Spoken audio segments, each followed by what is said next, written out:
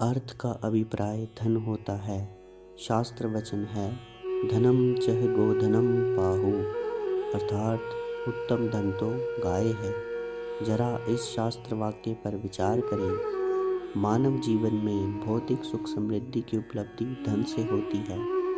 खाने पीने के लिए अनाज, फल, दूध, दही, घी, मक्खन आदि, पहनने के लिए वस्त्र व रहने के लिए मकान आदि मनुष्य की आवश्यकताएं मानी जाती हैं। गाय हमें जन्म से पीने के लिए दूध देती है, जिसमें जीवन तत्व के सारे प्रोटीन, विटामिन, लौह आदि खनिज पर्याप्त रूप में विद्यमान रहते हैं। दूध से हमें दही, मक्खन व घी प्राप्त होते हैं। जीवन में अनाज अत्यावश्यक है, जो हमें कृषि से मिलता है। गाय के बछड़े ही बैल होते हैं, जो कृषि के सर्वप्रथम अनिवार्य साधन होते हैं। बैलों से जमीन को जोतकर अनाज पैदा किया जाता है। गाय और बैलों के मूत्र व गोबर खाद का काम करते हैं, जिससे जमीन की उर्वरा शक्ति बढ़ती है। इन्हीं की सहायता से कृषि के द्वारा अन्न, फल, पुष्प आदि मिलते हैं।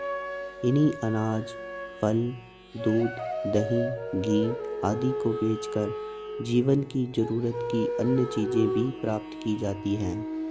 अनाज, लकड़ी आदि एक जगह से दूसरी जगह ले जाने में बैलगाड़ियां सनातन काल से प्रयुक्त होती आ रही हैं।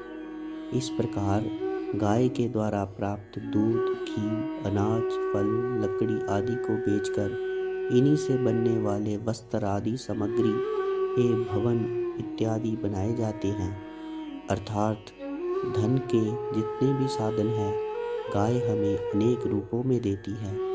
संक्षेप में वास्तविकता तो यह है कि आधुनिक वैज्ञानिक जिन साधनों के उपयोग से आज स्वयं प्रभु बन रहे हैं, उन सबके मूल स्रोत अनेक रूपों से गाय ही प्रदान करती है।